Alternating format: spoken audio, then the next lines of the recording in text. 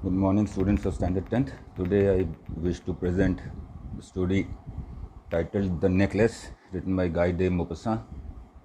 He was a famous French short story writer, and his characters were all simple, common life people. He didn't bother much about a lavish lifestyle or thing. He presented examples from simple things of life and how this story will tell you greed and avarice leads to, or let us say vanity, leads to our downfall. And in subtle ways, it also tells us about how greed or how not accepting the truth can land us in trouble. So let's start first with the introduction of this writer. He was famous. He has written several novels, series, but he is more famous for his short stories and the kind of messages they carry. In the end of the story, we will be figuring out how greed and avarice leads to our downfall and how honesty at any time could save our day. So let's begin the video.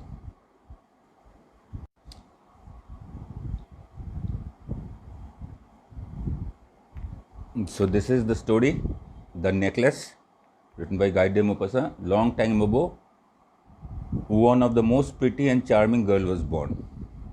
But her misfortune was she was born, her grace and beauty was so great that she wasn't she always had this complaint, she wasn't wearing beautiful clothes, expensive jewelry and residing in big mansions. She thought she was destined for that. She could have easily been taken as a lady of great wealth. But it seemed that fate played a trick on her and she was born into a poor family. They had no dowry for her. She finally married a petty clerk or a little clerk. Liesel in Ministry of Education, Madame Liesel as she came to be called. He married Mr. Monsieur Liesel, she was called Madame Liesel. She was very happy. She was not very unhappy with her life. She believed that though she was born beautiful and clever, fate, by not making her born in a rich household and married into a richer one, and that's why had played a cruel joke on her. She imagined vast salons decorated with antique skills, exquisite piece of furniture, supporting priceless ornaments where she could give big parties. She wished to live a life that would complement her beauty. And when she and her husband sat down for dinner, while her husband exclaimed delightfully, "Ah, broth, what could be better?" She imagined delicate meals served on silver plates. Madame Liesel had no fine clothes, no jewels, nothing. And these were the only things she loved. She had a rich friend, an old school friend whom she refused to visit because she felt sorry for herself after meeting her own friend. She was rich and it reminded her of her poverty. One evening, her husband came home with an exultant air, holding a large envelope in his hand. "Here's something for you," he said. Swiftly, she tore the paper and drew out a printed card on which were these words: "The Ministry of Education and Madame Ramponneau request the pleasure of the company of Monsieur and Madame Liesel at the Ministry on the evening of Monday, January the 18th. So that was an invitation to the ball of minister. Instead of being delighted, as her husband hoped, she flung the invitation across the table, murmuring, "What do you want me to do with this?" "Why, darling, I thought you would be pleased. You never go out, and this is a great occasion." "I had tremendous trouble to get it. Everybody wants one. It's very select. And very few go to the clerks. You will see all the really big person over there." She looked at him out of furious eyes and said, "And what do you suppose I am to wear at such an affair?" He stammered, "Why, the dress you go to the theatre in. It looks very nice to me." Madame Liesel started to cry. "What's the matter with you?" the husband asked. Hesitantly he asked. She replied, Nothing, only I can't go to this party as I don't have anything to wear. The husband was heartbroken. Look here, Mathilde. How much would a nice but simple dress cost? She thought of several seconds, thinking how much money she could make her husband give her without him refusing. At last she replied, I don't know exactly, but I think I could do it with 400 francs. He grew slightly pale, for this was exactly the amount he had been saving for a gun. Nevertheless, he said, Very well, I will give you your 400 francs. The day of the party drew near and Madame Lazel seemed anxious. One evening her husband said to her, What's the matter with you? You have been behaving very oddly. I am utterly miserable because I don't have any jewelry to wear with it. How stupid you are, exclaimed the husband. Go and see Madame Forestier, your friend, and ask her to lend you some jewels. You know her quite well enough for that. She exclaimed, That's true. I never thought of it. Next day, she went to see her friend and told her trouble. Madame Forestier took Madame Lazel to her dressing room and said, Choose, my dear.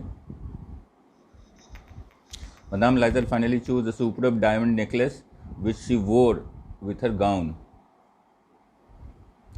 She was the center of attraction at the party. Everyone noticed her. All men wanted to dance with her. All the ladies praised her. She received many compliments. Madame Lazel felt truly happy and thankful for the first time in her life. When they reached home, she discovered that the borrowed diamond necklace was missing. They looked everywhere but could not find it. Scared to going to prison, they sold everything they had and borrowed money to raise 36,000 francs to buy a replacement. The husband worked 2 jobs. They shifted to a smaller house. And Madame Lazel, who had dreams of a luxurious life, had to do her own work. She came to know what abject poverty meant. In 10 years, they were able to pay back all the money they had borrowed. By then, she lost all her beauty and looked older. What would have happened if she had never lost these jewels? Who knows how strange life is, how fickle. How little is needed to ruin or to save. One day she saw her old friend Madame Forestier walking with her daughter. She was still beautiful and graceful. Madame Lazel decided to go and meet her friend and tell her about what happened. Good morning, Jeannie. The other did not recognize her. I am Mathilde Lazel. Oh, my poor Mathilde, how you have changed. Yes, I have had some hard times since I saw you last, and many sorrows. And all on your account. On my account? How was that? You remember the diamond necklace you lent me for the ball at the ministry? Yes, well, I lost it. How could you? Why you brought it back? I brought you another one just like it, and for the last 10 years, we have been paying for it. You realize it wasn't easy for us. We had no money. Well, it's paid for at last. Madame Forestier had halted. You say you brought a diamond necklace to replace mine? And she smiled in proud and innocent happiness. Madame Forestier, deeply moved, took her 2 hands. Oh, my poor Mathilde, but mine was an imitation. It was worth at the very most 500 francs. So thus we find out how greed and avarice can ruin our life. She was not satisfied and content with her life. She, just because she was beautiful, she thought she was hard done because she was born in a poor family, and just to show off her beauty and grace, she spent all her husband's savings. She borrowed a necklace, and at last she didn't have the courage to accept that she had lost it. So you see, honesty is the best policy as it suits. Had she went and accepted her fault, maybe she wouldn't have to suffer all those 10 years of rigorous poverty. Well, that will be it for today. Till we meet again in the next video. Goodbye.